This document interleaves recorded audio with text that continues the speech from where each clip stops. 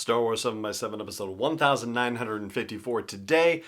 Episode 1, An Old Hope, if you will. This is the story of Star Wars Allegiance, part of the Journey to the Rise of Skywalker, detailing the backstory of how the Mon Cala have joined the fight again. Punch it!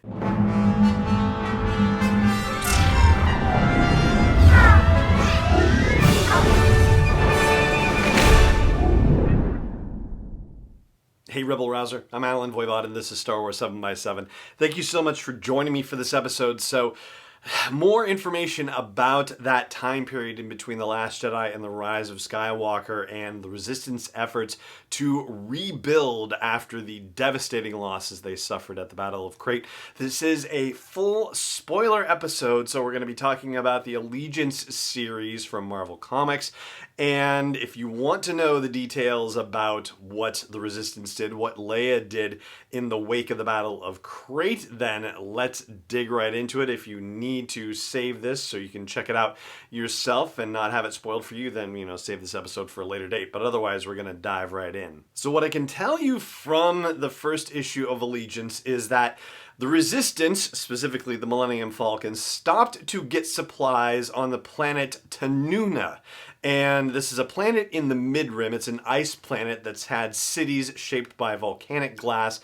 Very beautiful. Well, the Resistance has already gotten their supplies and moved on, but it turned out that the First Order traced a Resistance transmission to the planet, and they've decided that they want to make an example of Tanuna, unfortunately. And so General Hux, who is leading a fleet of Star Destroyers, lays waste to the planet, and they are able to get a last transmission out, which is picked up by Lieutenant Connix, who lets Leia know the bad news. And after visiting the planet Tanuna, the Millennium Falcon went to the garbage planet of Anoat. Yes, you have heard the word Anoat. In The Empire Strikes Back, the Anoat system is where the Millennium Falcon was after they got away from the Star Destroyers when they were running in The Empire Strikes Back. So not too far from Bespin and Hoth, and they're hiding on this garbage planet because the pollution is supposed to be able to mask the Resistance camp that they've set up from the First Order's long-range sensors. But a new General Genato, is saying that, hey, if the First Order was able to trace that transmission to the Tanuna folks, then they might be able to find us here as well. Now, C-3PO, alarmist that he is, wants to start making an evacuation plan, but Leia poo-poos that idea and says, really what we need is more ships and more pilots and more weapons and more people to use the weapons.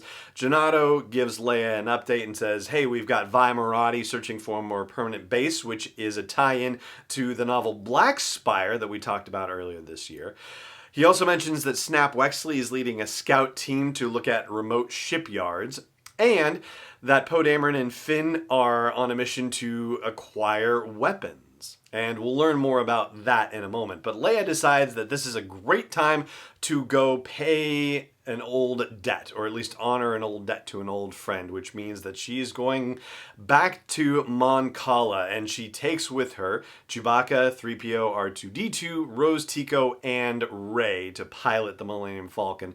Meanwhile, Rey is fighting an Anoatian pit beast, and saying to herself that she, is disappointed in herself, that she, there was something special about her and she seems to have lost it. She's having trouble concentrating, using the Force, so she's sowing the seeds of doubt in her abilities to use the Force. We see this a little bit more in Spark of the Resistance that we just talked about, but apparently this, is kind of on her mind right now. Anyway, so when the Falcon arrives, the pit beast is scared off and they take off to go to Mon Cala. Well, their arrival on Mon Cala doesn't go very well because they're greeted by security forces and a guy, Nasser Ree, who apparently was first seen in a Clone Wars episode, shock of shocks, and he tells Leia, hey, you've brought a lot of death to these waters, and why shouldn't I just kill you where you stand?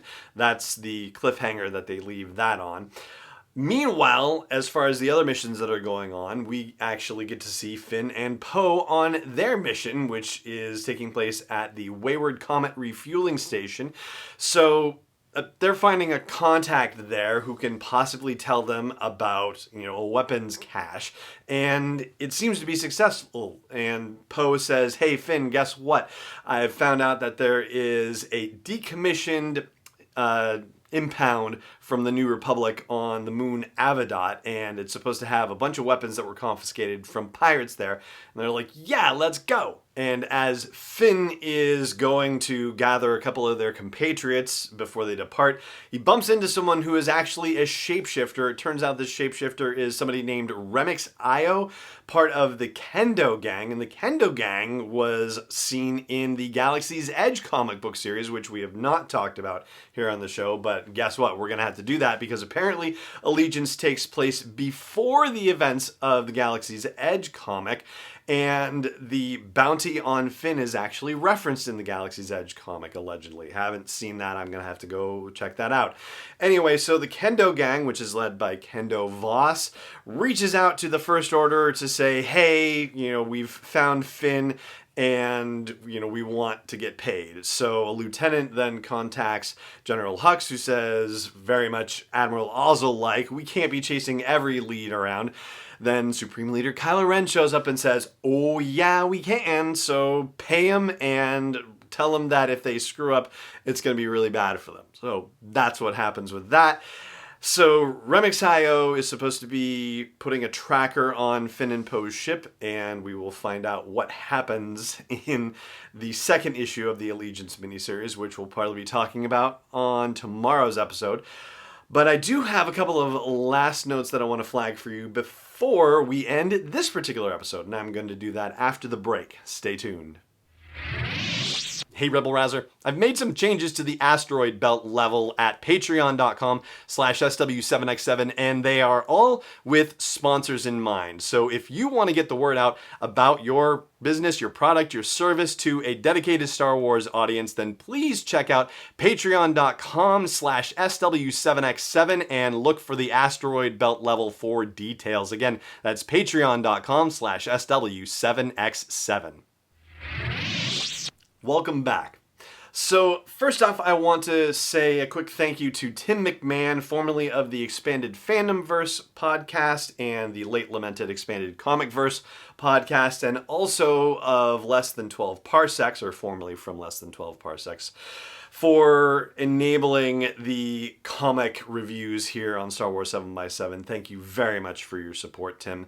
And I also wanted to let you know that one of the things about Wikipedia that is unfortunately lacking is comic book plot summaries. They do appear here and there, but for the most part, comic books, especially in the new canon, do not have plot summaries. So if you don't have the ability to check out the comics, then you might have trouble finding out details about what happens in them unless there are other podcasts covering it, for example, or if somebody actually writes a plot summary, which is what I did. And so I have uploaded a plot summary for Allegiance issue 1 to Wikipedia, and I will link to it from the blog post for the show's episode at sw7x7.com. My understanding too is that for people with sight challenges, that this might be helpful for those folks as well. And so I do hope, I hope it's a beneficial thing that is going to be not just for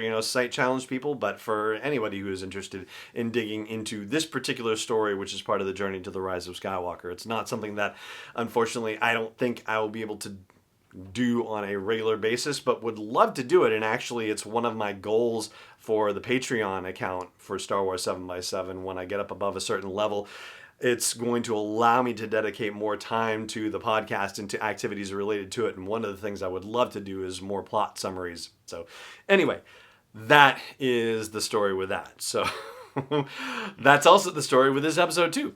Thank you so much for joining me for it, as always. And may the Force be with you wherever in the world you may be. podcast is not endorsed or sponsored yet by Lucasfilm Limited, Disney, or 20th Century Fox. It is intended for entertainment and information purposes only. Star Wars, the Star Wars logo, all names and pictures of Star Wars characters, vehicles, and any other related Star Wars items are registered trademarks and/or copyrights of Lucasfilm Limited or their respective trademark and copyright holders. May the Force be with them. All original content is copyright 2019 by Star Wars 7x7. We hope you love it.